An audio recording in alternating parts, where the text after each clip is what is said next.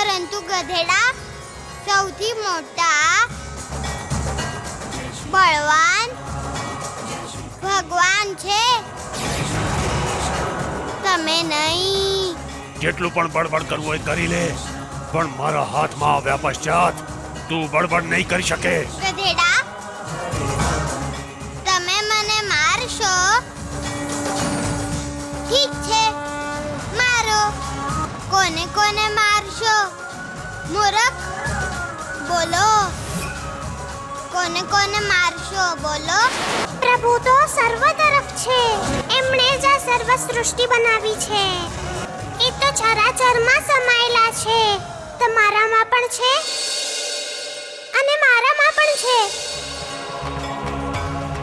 સર્વ કોઈમાં છે. પ્રભુનો સંકેત જાણી જાઓ. એમના શરણમાં જઈને સ્વયંનો ઉદ્ધાર કરો. કન્હૈયા, તમે આટલું સમજાવ્યું તો પણ આ ગધેડો કંઈ સમજ્યો નહીં. જાણો,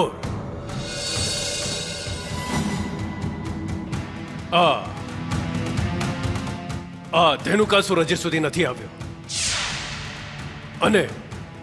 અને ના જ એની તરફથી કોઈ સમાચાર પ્રાપ્ત થયા છે. મારું મન બહુ જ અધીર થઈ રહ્યું છે. જાણો, પૂતના, બકાસુર, શ્રીધર તાંત્રિક, આ સર્વનો અનુભવ હોવા છતાં આપ અધીર બની રહ્યા છો મહારાજ. કેશની, તમે કહેવા શું માંગો છો? મહારાજ, હું જે કહેવા ઈચ્છું છું એ આપ સારી રીતે સમજો છો. કેશની, અમારી સાથે સંતા કુકડીની રમત નહીં રમો. કેમ મહારાજ? કૃષ્ણની સાથે સંતા કુકડીની રમત રમતા રમતા આપ થાકી ગયા? કેશની, મહારાજ, હું સત્ય કહું છું. આપ સત્યને જાણીને પણ અજાણ બનો છો. આપ એ સારી રીતે જાણો છો કે કૃષ્ણ જેવા એક નાના બાળકે આપના કેટલાય મહાકાય મહાપરાક્રમી સાથીઓનો અંત કર્યો છે મહારાજ. આ કૃષ્ણએ નથી કર્યો. આ સર્વ કંઈ પેલા વિષ્ણુનું કરેલું છે. ના મહારાજ, સત્યને નકારવાથી સત્ય અસત્યમાં નથી બદલાતું. કૃષ્ણ અવતાર છે અને આ પરમ સત્ય છે મહારાજ. આનો અનુભવ હું સ્વયં કરી ચૂકી છું. એટલે મારી આપને એક જ પ્રાર્થના છે મહારાજ કે આપ સ્વયંની જીદને છોડી દો અને ધેનુકાસુરને બોલાવી લ્યો. મનમાંથી મૃત્યુનો વિચાર ત્યાગીને ભક્તિમાં લીન થઈ જાઓ મહારાજ. નહીં તો શું કેશની? શું નહીં તો મહારાજ, આપને ધેનુકાસુર તરફથી કોઈ સંદેશ પ્રાપ્ત નહીં થાય મહારાજ. પ્રાપ્ત થશે તો માત્ર ધેનુકાસુરનું મૃત્યુનો સંદેશ. કેશની!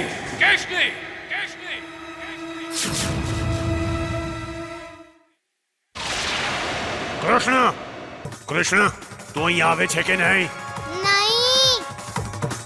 નહીં આવું હું. તમે મને જરાય નથી ગમતા. એમ વાત છે? જાઓ, જઈને મામાશ્રીને સમજાવો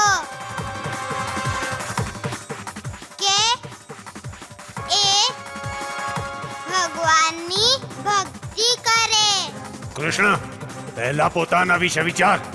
તું ભગવાનનું સ્મરણ કરવાનું કહે છે ને મથુરા નરેશને? પહેલા તું એ ભગવાનનું સ્મરણ કરી લે, કારણ કે હું તારું જીવન સમાપ્ત કરવાનો છું.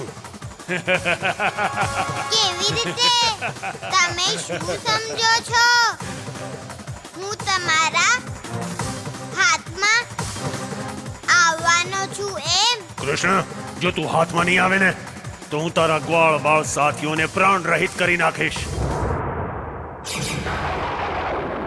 હું તારી ગાયને ત્રસ્ત કરી નાખીશ. કૃષ્ણ, તું અહીં આવે છે કે નહીં? નહીં. તો ઉચિત છે. હવે તું જોઈ લે, હું તારા ગ્વાળ બાળ સાથીઓ સાથે શું કરું છું? કન્હૈયા હું આકાશમાં જતો રહ્યો હતો શું? મને નથી ખબર. નાનકા, ધેનુકાસુર તો ગાયોને ત્રસ્ત કરી દેશે. એ પહેલા આપણે એને અસ્ત કરી દઈશું. માં વૈદ્યજીને લઈને આવ્યો છું. માને સારું કરી દ્યો વૈદ્યજી. હા દીકરા, અને કેમ ખોટો દિલાસો દઈ રહ્યા છો વૈદજી? હવે આને મારા વિના જીવન જીવવાનું છે. માં તમે બોલો નહીં, તમે વિશ્રામ કરો. પરશુ દીકરા, આ જડીબુટ્ટીનો રસ છે. દર અડધો કલાક પછી તારી માતાને આ પીવરાવજે. કજરી, વૈદજી આવી રહ્યા છે. ક્યાં ગયા હશે? કોના ઘરે? વૈદજી, ઓ વૈદજી, આટલી ઉતાવળે આપ ક્યાંથી આવી રહ્યા છો? બધું ઠીક તો છે ને વૈદજી? નહીં, નહીં. પરશુની માં બીમાર છે. થોડા દિવસની મહેમાન છે બિચારી. આપણે યમીના ઘરે જવું જોઈએ. હા, ચાલો. યમી, વિશ્રામ કરી રહી છું સખી. અમને ના તે જણાવ્યું ના પરશુએ કે તું બીમાર છે. જલ્દી ઠીક થઈ જઈશ યમી. ઉપરવાળો કહી રહ્યો છે. યમી, જલ્દીથી આવી જા. યમી,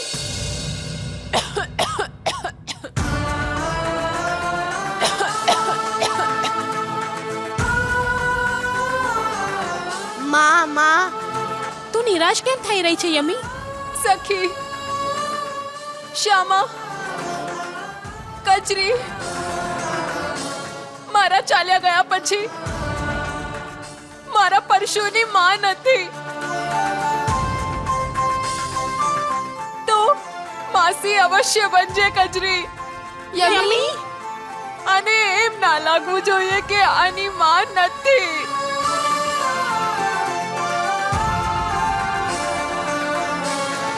હું જોઈ રહી છું મારી આંખોની સામે ધીમે ધીમે અંધારું થઈ રહ્યું છે. હું જાણું છું કે અંધારું મને ગ્રસવા આવે છે, પરંતુ મેં એને રોકીને રાખ્યું છે. અને શ્યામા, હું કૃષ્ણને મળવા માંગુ છું. એના દર્શન કરવા માંગુ છું, પરંતુ એ આવતો જ નથી.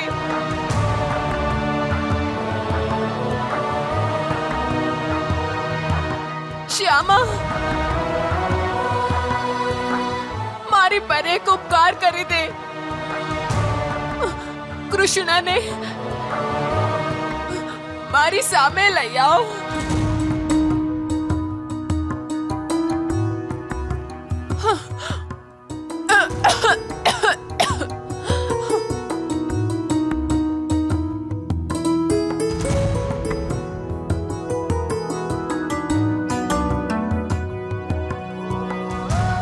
થોડી વાર વાત કરીને થાકી ગઈ બિચારી.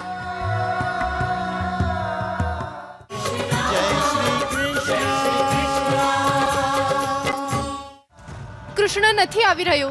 એનો શું અર્થ હોઈ શકે? કેમ નથી આવતો? આપણે બધાએ એને માથે ચડાવીને રાખ્યો છે ને, એનું જ પરિણામ છે આ. જોઉં છું કેમ નથી આવતો યમી પાસે.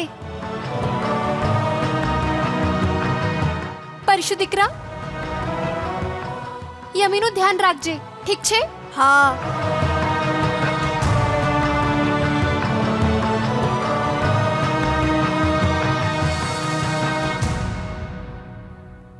અવશ્ય જ આપણા કૃષ્ણએ કોઈ તોફાન કર્યું છે.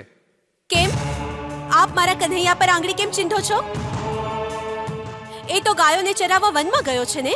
યશોદા, હવે એ વનમાં ગાયો ચરાવવા ગયો છે કે કોઈના ઘરમાં માખણ ચોરવા ગયો છે એ કોને ખબર?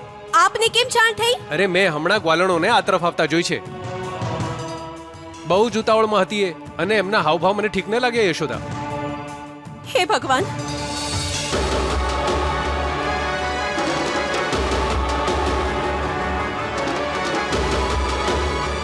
નંદ રાણીજી, કાન્હો ક્યાં છે? માખણ ચોર્યો એણે. માખણ ચોર્યો હોત તો અમે થોડા ફરિયાદ કરવા આવત. તો હવે શું ફરિયાદ કરવા આવ્યા છો?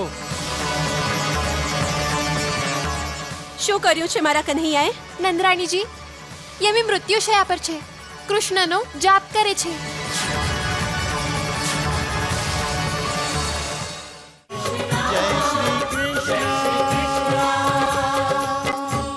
વૈદ્યજીના કહેવા અનુસાર એ થોડા જ દિવસની મહેમાન છે. એ ઈચ્છે છે કૃષ્ણના દર્શન કરીને સદા સદા માટે આંખો બંધ કરી લઉં. પણ કૃષ્ણ એના ઘરે જાતો જ નથી. એ એની રાહ જોઈ રહી છે. પ્રતીક્ષા